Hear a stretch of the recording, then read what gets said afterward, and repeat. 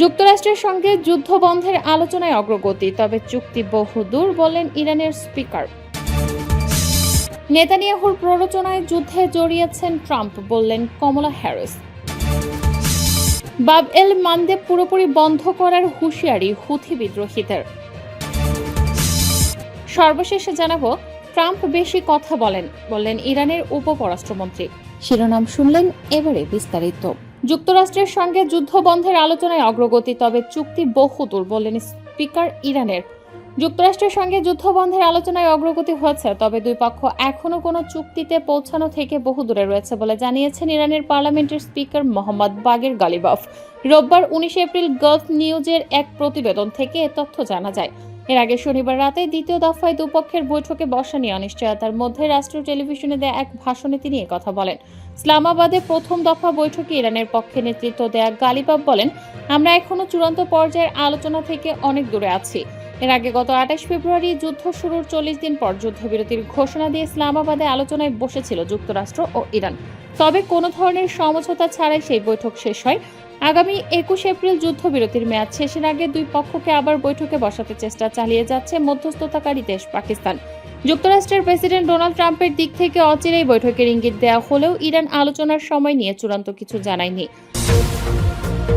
নেতানিয়াহুর প্ররোচনায় যুদ্ধে জড়িয়েছেন ট্রাম্প বললেন কমলা হ্যারিস।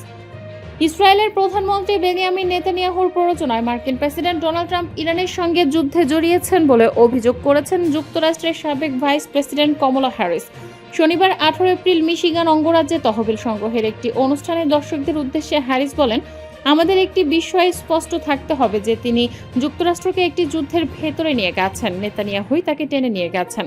সাবেক ভাইস প্রেসিডেন্ট আরও বলেন, ট্রাম্প এমন একটি যুদ্ধে জড়িয়েছেন যা আমেরিকার জনগণ চায় না। এর কারণে মার্কিন সামরিক বাহিনীর সদস্যদের জীবনও আজ ঝুঁকির মুখে। হ্যারিসের এই মন্তব্যের এখনও প্রতিক্রিয়া দেখাননি ডোনাল্ড ট্রাম্প। তবে এর আগে ইসরায়েলকে নিয়ে তিনি সামাজিক মাধ্যমে একটি পোস্ট দিয়েছিলেন। সেখানে তেল আবিবকে মহান মিত্র হিসেবে উল্লেখ করেন।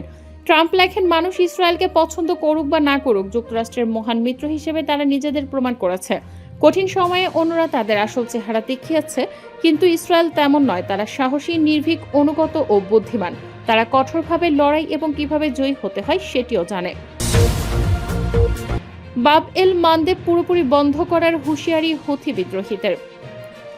যুক্তরাষ্ট্রের প্রেসিডেন্ট ডোনাল্ড ট্রাম্প শান্তি প্রক্রিয়ায় বাধা সৃষ্টি করতে থাকলে বাব এল মানদেব প্রণালী বন্ধ করে দেওয়ার হুমকি দিয়েছে ইয়েমেনের হুথি বিদ্রোহীরা।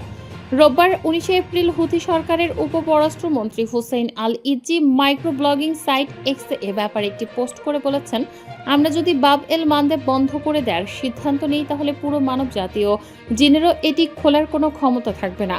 জ্বালানি ও পণ্য পরিবহনের জন্য বাব এল মানদেব অত্যন্ত গুরুত্বপূর্ণ একটি সামুদ্রিক রুট।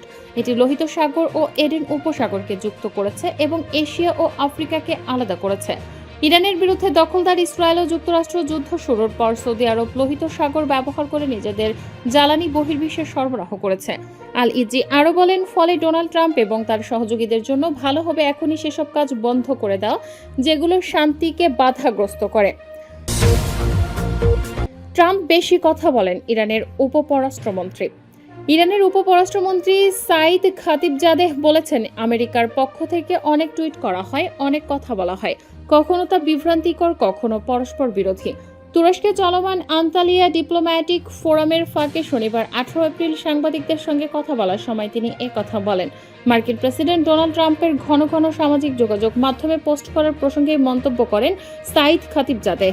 ইরানের উপপররাষ্ট্রমন্ত্রী আরও বলেন, এই বক্তব্যগুলো কতটা সামঞ্জস্যপূর্ণ এবং আন্তর্জাতিক আইনের সঙ্গে সঙ্গতিপূর্ণ তা নির্ধারণ করা আমেরিকার জনগণের উপর নির্ভর করে।